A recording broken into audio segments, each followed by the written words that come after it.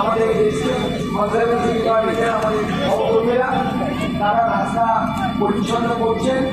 আপনার নাম কি? সুজিত ঘোষ। বাড়ি কোথায়?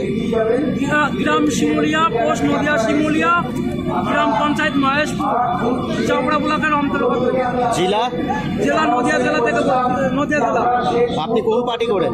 আমি তৃণমূল কংগ্রেস করি। ভোট কাকে দিয়েছিলেন 2024-এ? 2024-এ আমাদের কৃষ্ণনগরের সংসদ মহামৈত্রীকে দিয়েছিলেন। আচ্ছা, আপনি ভাতা পাচ্ছেন?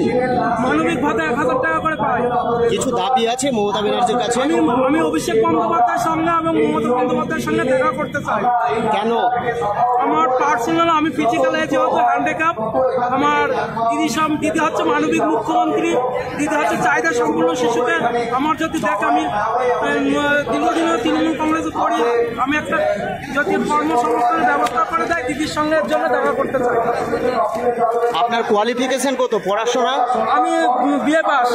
BA pass? হ্যাঁ। আপনি এখনো চাকরি পাননি? আমি চাকরি পাইনি। আমি দিদি হচ্ছে মানবিক মুখ্যমন্ত্রী, দিদির সঙ্গে দেখা করতে চাই এবং অভিষেক বন্দ্যোপাধ্যায়ের সঙ্গে দেখা করতে চাই। আপনার ডিএড বা বিএড করেছেন? না, ডিএড বিএড করিনি।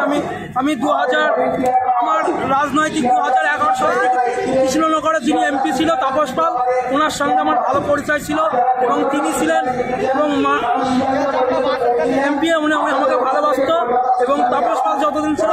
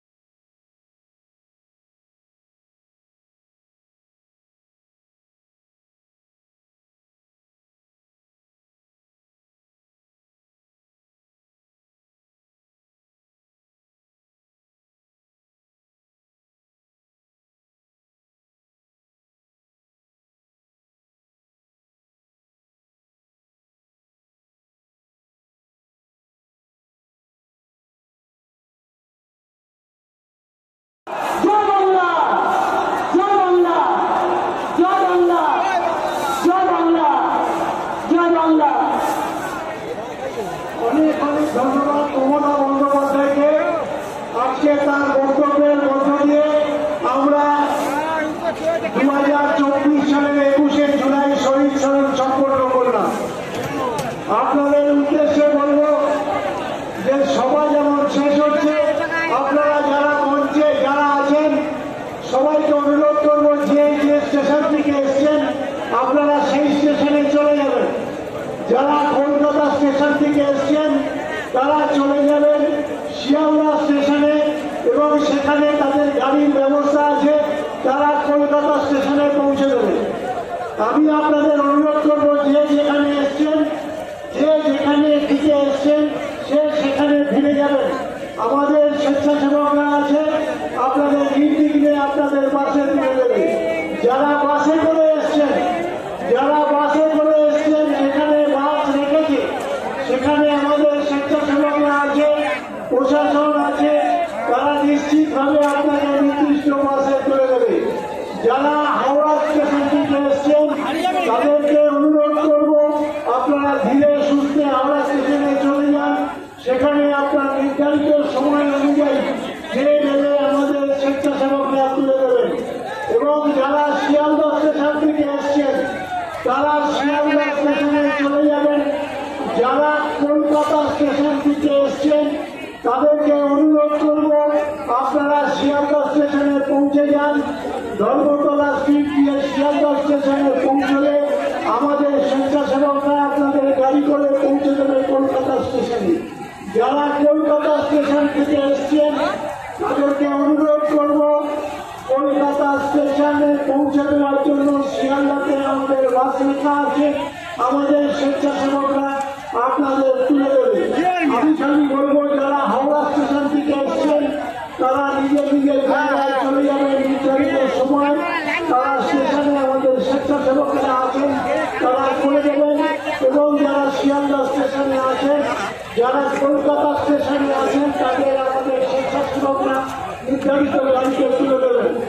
আমি খালি আপনাদের বলবো যারা বাসে এসেছেন তারা আস্তে আস্তে চলে যান পার্কিং এর জায়গায়, সেখানে আমাদের স্বেচ্ছাসেবকরা আপনাদের বাসে তুলে দেবেন নির্দিষ্ট বাসে। আমি আপনাদের অনুরোধ করবো যারা বাসে এসছেন ধীরে সুস্থে যাবেন, তাড়াহুড়ো করার দরকার নেই। যারা ট্রেনে এসছেন আমাদের স্বেচ্ছাসেবকরা আছে, তারা নিশ্চিতভাবে ট্রেনে তুলে দেবে। আর যারা কলকাতা স্টেশন থেকে এসছেন তারা শিয়ালদা পৌঁছে দেবেন, আমাদের স্বেচ্ছাসেবকরা আপনাদের বাসে করে কলকাতা স্টেশনে পৌঁছে দেবে এবং নির্ধারিত যা ধরনের ব্যবস্থা আছে সেই অনুযায়ী আপনারা ধীরে ধীরে রওনা হবেন। আমি আপনাদের সকলকে অনুরোধ করব আপনারা যে যেখান থেকে এসছেন সেখানে ফিরে যাবেন এবং নিশ্চিত করবেন যে যাতে এটাকে আপনাদের দেখতে হবে, সমস্যারে আপনারা চেষ্টা করবেন। আজকে লক্ষ লক্ষ সময় আমরা নিশ্চিতভাবে সমস্ত সহকর্মীদের পাঠিয়ে দিতে পারব। আপনারা আস্তে আস্তে একটি শুনুন। আপনাদের হাওড়া স্টেশন এবং শিয়ালদা স্টেশনের কথা ইতিমধ্যে জাতীয় সভাপতি বলেছে।